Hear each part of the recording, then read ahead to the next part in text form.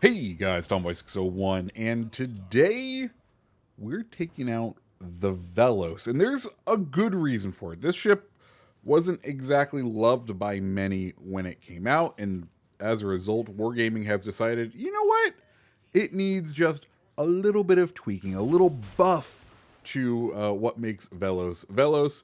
So, as a result, we're going to cover the buff, show off the game in the buff, and talk about whether Velos is worth it now. Is it worth the time to play? And if you like videos like this, make sure you hit the like button, hit the subscribe button.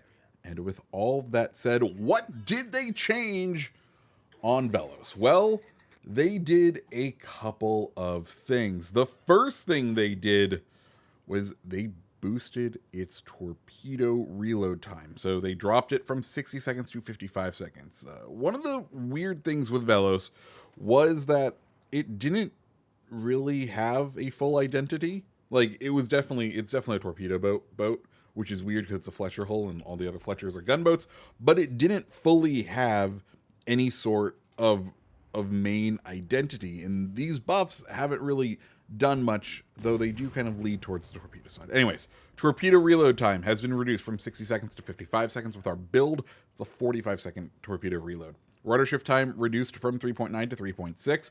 Main battery HE shell damage has been buffed from 1800 to 2000. AP shell damage has gone from 2100 to 2300.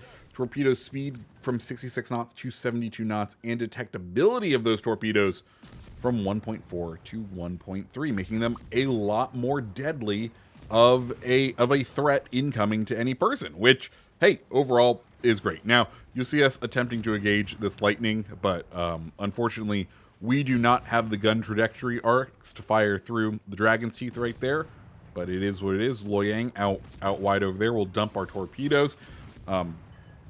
This is one of those weird games just because of how many destroyers there are, and I guess also battleships, right? Four battleships, 4 destroyers, and then 1 cruiser for each side. The enemy cruiser is a Bagrash, and I forget what we have over here. I know he's technically supporting us, but I haven't really looked. Apologies. Anyways, but this means we have to play this a little weird, a little interestingly. We've seen on this side they have a lightning, which of course is a threat to us because it can have that sonar, and that sonar means that even when you have physical cover, you can be exposed when you are in the cap. So you're going to see us try to kind of go wide here, knowing one that it's a lightning. We know it has a relatively short range on that sonar. In addition, we also know that that it's a long-lasting sonar. So if we can kind of skirt around the outskirts, we should be able to steer clear. You'll notice that one of the things we do with Velos a lot is we're just going to throw torpedoes out. And that's because it doesn't hurt to do it. 45-second reload on the torpedoes. You only have 1 rack, but they pack a decent punch for pan-European torpedoes. And especially with the new buffs, I'm mainly looking at the at the detectability time, because not only is the range been decreased, but the speed of the torpedoes has been increased, which means that's a huge buff to the reaction time, i.e. how long the enemy is going to see those torpedoes before they hit. We get a huge, that is kind of a huge buff to these, which is cool. That's going to make them way more effective. It makes me want to use some other certain commanders on the build just to see if how crazy we can get the reaction time down to. But for right now, we're doing okay. Now, you notice lightning kind of withdrew out of A, which means we've been able to take A, and the other enemy destroyer availed himself right there, though we missed it. It turns out it's a Velos as well. So 1v1 on Velos, or a 1v1 of Veloses on Greece, the map. So hey, that's something. Anyways, what you're gonna see coming up here is something I think a lot of destroyer players aren't cognizant of or aren't taking into account, and that's how to push and when to push when you aren't very supported. As you can see, We do have 2 teammates on our side, but they are not in a position to support us. So we know we want to go and kind of do some damage, do some spotting, make some sort of battle impact. But we're going to have to do this kind of solo because we are not going to get support from our team. That's okay, but we need to know how to play it. And you can see what we're doing here is we are trying to divide out the possibility of people to engage us. We're going to the far side of the map. We are putting an island between us. We are making it so that we are a less desirable target for those battleships to hit.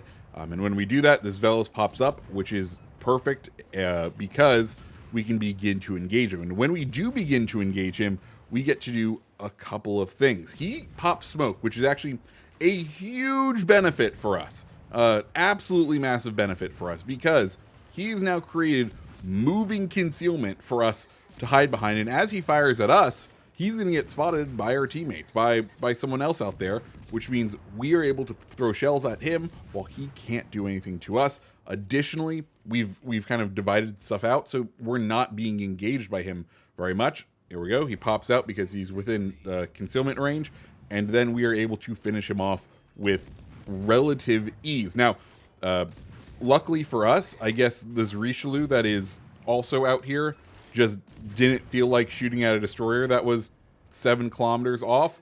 But that's fine. We'll dump torpedoes his direction, start firing our guns at him, and see if we can hermit crab into the former Velos's smoke and try to get a little bit of damage out of the Richelieu.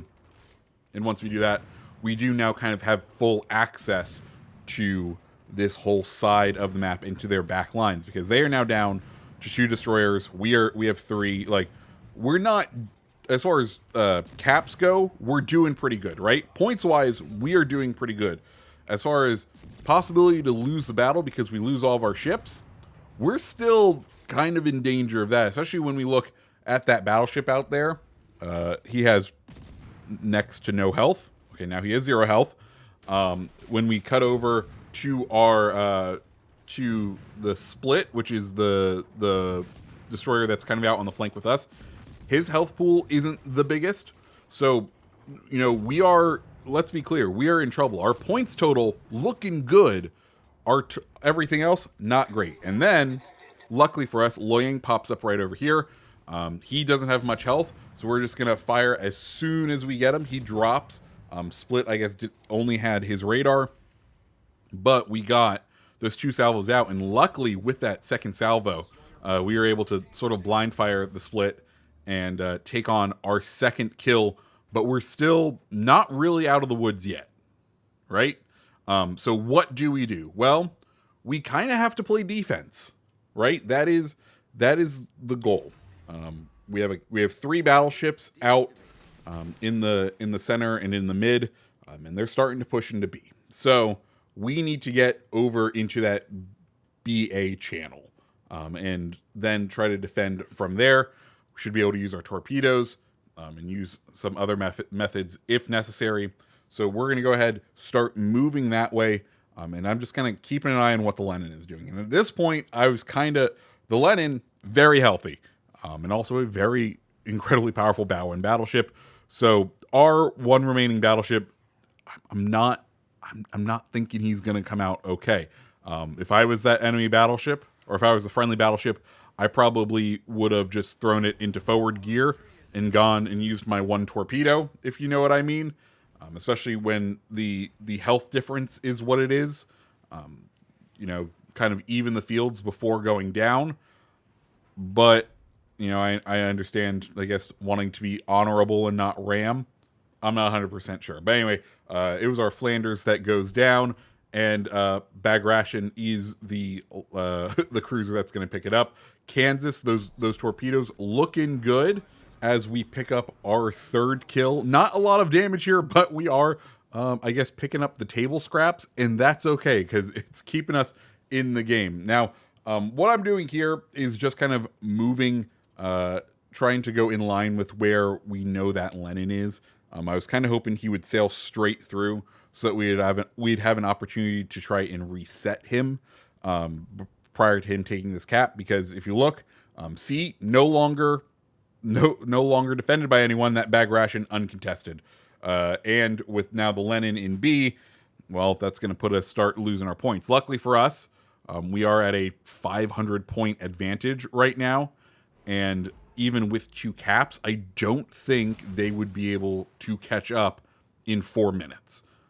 I think we still have a pretty healthy lead. You see us drop our torpedoes as just a guess, because we figure he probably was at a standstill, but looking at his speed, it looks like he had already kind of committed to going forward. Unfortunately, those torpedoes won't arrive in time. If we had held them off, I think we would have had a pretty good chance of catching him with the torpedoes. And what's evidenced by that is the torpedoes at the split fires, who you can see are the blue torps right behind. I think he pretty much fires them right on the indicator from our brief spotting of the Lenin, and you'll see what he's able to accomplish here. But thankfully, our torpedoes cycle really quickly, right? We already have that next set up after our previous set pretty much just finished up going out. So we can go ahead and drop them and kind of keep an eye. Now, here is the issue. Split is playing with fire, and I'm kind of worried because he doesn't have a lot of health to go away with. But we pick up the flood on Lenin there, and I think Split must have gotten a flood because he is now flooding out and he's not able to control it. But we're gonna go ahead and open with our guns and drop our smoke. Reason for this, we just want to make sure Lenin goes down here. He goes down, we can transfer over to Richelieu. Split providing spotting on Richelieu. He doesn't have a ton of health left, so if we're able to do a little bit of damage to Richelieu, if we can get that fire, we're very much in a very good spot. Additionally, we are now officially at the 4 kills, and if you're at 4 kills, baby, you gotta go for that Kraken. But Richelieu kind of drops back. We're unable to see him, and now we take a fairly big hit that I was not expecting from either bag ration or the Richelieu. Of course, we are kind of out in the water and spotted, but we still want that kill. Richelieu has put out that 1 fire, so if we can get another fire going, GG's Richelieu will be sunk, which is exactly what we want to do. Bag ration goes ahead and spots us at this point. There's no penalty for us firing our gun, so that is what we're going to do. We can feel bag rations rounds come in. He gets a little bit out of us, but not much. Richelieu coming around the corner, splits torpedoes, looking like they may do something. Richelieu's shells go out, and unfortunately, he just lands all of them, man. But we get the 1 fire on Richelieu, and well, while Split tries to take our Kraken, we are rewarded, and that's the Velos, folks. Like I said, or I don't think I've said it, but I think overall this is a good buff for Velos. I think it's solid overall. It makes it a little bit more fun. It's still an incredibly fragile ship, and given that it's still a Fletcher class, I think people are going to want to gunboat it. And you know, the guns are now to the point where you can out DPM a lot of the other torpedo boats out there.